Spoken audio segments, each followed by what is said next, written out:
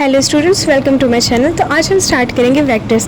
But vectors को पढ़ने से पहले we have to understand the relationship between physics and mathematics, क्योंकि बच्चों को ऐसा लगता है कि मैथमेटिक्स फिजिक्स में आकर उसे और हार्ड बना देता है, बट ऐसा नहीं है। Mathematics is the language of physics.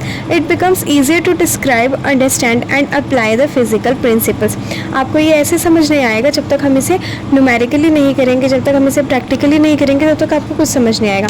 तो हम स्टार्ट करते हैं वेक्टर और स्केलर्स से। तो मैं आपको डायरेक्ट एग्जांपल से बताती हूँ। जैसे हमारे पास एक बॉडी है जिसका वेट है 5 kg और हमारे पास एक और बॉडी है जिसका वेट है 5 kg। तो अगर हमें एक कंपोजिट सिस्टम चाहिए तो हम उनको सिंपली प्लस कर सकते हैं, 5 kg प्लस 2 kg। तो ऐसी क्वांटिटीज़ को हम स्केलर बोलते हैं, जिन्हें हम सिंपली ऐड कर सकते हैं, माइनस कर सकते हैं। बट वेक्टर्स क्या होता है? वेक्टर्स थोड़ा सा डिफरेंट हो जाता है। अगर हम इसे बुक में पढ़ते तो उस पर लिखा है the complete description of certain physical quantities require a numerical value with unit specified as well as direction in space. मतलब वेक्टर्स की यूनिट्स तो हो बट उसके साथ साथ उसकी डायरेक्शन भी हो। स्केलर में क्या होता था कि वहाँ पे बस यूनिट्स होती थी और उनमें से नॉर्मली प्लस कर लेते थे, बट वेक्टर्स में थोड़ा डिफरेंट बस यही है कि इसमें इसकी डायरेक्शन भी होती है। इसका जो बेस्ट एग्जाम्पल है वो हमारा वेलोसिटी हो। अब जो मैग्नीट्यूड होता है वेलोसिटी का, हम उसे नंबर से डेडिकेट करते हैं, जैसे 5 मीटर पर सेकेंड, एंड ये कितना फास्ट मूव कर रहा है। बट जो इसका डिस्क्रिप्शन है वेलोसिटी का वो तभी पूरा होता है जब हम इसकी डायरेक्शन को भी बताते हैं, जब हम इसकी डायरेक्शन को भी स्पेसिफाइड कराते हैं। तो हम उससे रिप्रेजेंट करते हैं velocity by drawing a line parallel to velocity and putting two arrow showing the direction of the velocity. मतलब कि अगर हम वेलोसिटी लिख रहे हैं तो हम उसके ऊपर एक एरो को शो करेंगे उसकी डायरेक्शन के साथ। अब हम जो शो करते हैं तो जो उसका फ्रंट एंड होता है ना, उस पर एरो होता है, उसे हम एरो बोलते हैं, और उसका जो बैक एंड होता है उसे हम टेल बोलते हैं। मैं आपको इसे एक एग्जाम्पल के थ्रू समझाती हूँ। अब जैसे एक बॉल है जो ए से बी तक मूव हुई है 3 मीटर पर सेकेंड की स्पीड से, वो एक ट्यूब के अंदर है, पर जो ट्यूब है वो खुद ही मूव कर रहा है 4 मीटर पर सेकेंड से, पर वो बॉल के परपेंडिकुलर है। मतलब वो जो उसकी मूवमेंट है वो परपेंडिकुलर है। तो अगर आप डायग्राम के थ्रू देखेंगे तो जो बेस है वो तो हमारे पास 3 मीटर आ गया, और जो हमारा परपेंडिकुलर है वो 4 मीटर आ गया। और अगर हम इसे tan थीटा से यूज़ करेंगे तो हमें पता लग जाएगा कि थीटा इसका 53 है, और जो हमारा एक साइड बचा वो 5 आ जाएगा। तो हमने इसका जो ए से लेकर सी तक का रिजल्टेंट है वो निकाल लिया। ऐसे तो हमने सिंपली पता लगा लिया। जो रिजल्टेंट है हम उसे वेक्टर का सम भी बोलते हैं, बट जो रिजल्टेंट होता है उसका एक अलग फॉर्मूला होता है निकालने का, जो हम आगे पढ़ेंगे। जो रिजल्टेंट वेक्टर है वो शो कैसे होता है, देखिए। जैसे जो फर्स्ट वेलोसिटी है वो ए से बी गई, जो सेकंड वेलोसिटी है वो बी से सी गई, तो जो हमारा रिजल्टेंट वेलोसिटी होगा वो ए से सी होगा। अब जो वेक्टर है वो एक एरो से डोनेट होता है जो हम उसके ऊपर लिखते हैं। जैसे ए टू बी है तो हम उसके ऊपर एरो लगाएंगे तो वो हमें डिनोट करेगा कि वो एक वेक्टर है। A to B vector, B to C vector.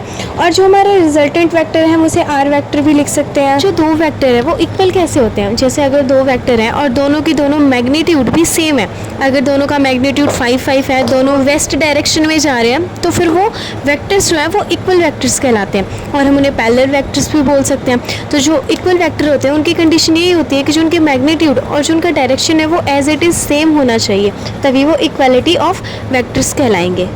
Next one is addition of vector. अब जो एडिशन ऑफ वेक्टर है वो नॉर्मल ट्रायंगल रूल से लगता है, जो उसकी हमने ऊपर पहले ही पढ़ लिया था। जैसे कि अगर हमारा कोई ए वेक्टर है और दूसरा बी वेक्टर है, तो जो उसका रिजल्टेंट होगा वही हमारा एडिशन ऑफ वेक्टर्स होगा, which is equal to the A vector plus B vector, जो कि सेम एज इट इज़ होगा। तो अब मैं आपको रिजल्टेंट वेक्टर का जो मैग्नीट्यूड होता है उसका मैं आपको वो बता देती हूँ फॉर्मूला। जो मेन फॉर्मूला होता है ना वो ये होता है A square plus B square plus 2ab और कॉस थीटा उसका अंडर रूट। ये A vector plus B vector निकालने का, रिजल्टेंट निकालने का फॉर्मूला होता है। और अगर हमें इसका एंगल निकालना होता है तो हम निकालते हैं tan theta B sine theta A plus B cos theta.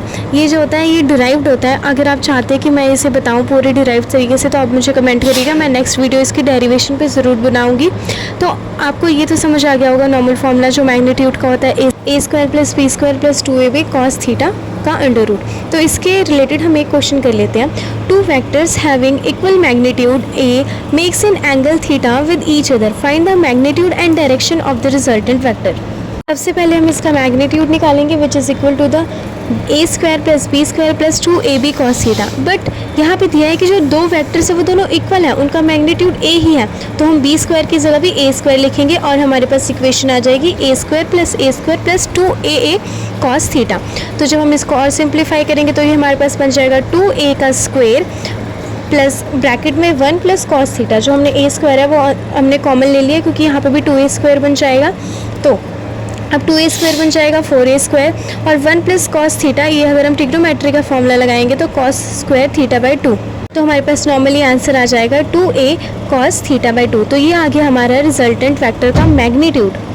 अगर आप इसके आगे के भी पार्ट या आगे के भी कॉन्सेप्ट और क्वेश्चंस करना चाहते हैं तो आप मुझे कमेंट में बताइएगा, मैं आपको एक ब्रीफ ओवरव्यू ला कर दूँगी। ये सिर्फ वन शॉट था जो सिर्फ बोर्ड वाले बच्चों के लिए, जो इसका मैंने ऊपर से ओवरव्यू दिया है। अगर आप इसे पूरी डिटेल में समझना चाहते हैं तो आप मुझे कमेंट कीजिएगा, मैं एक एक टॉपिक के पूरा ब्रीफ एक्सप्लेनेशन ज़रूर बनाऊँगी। Thank you.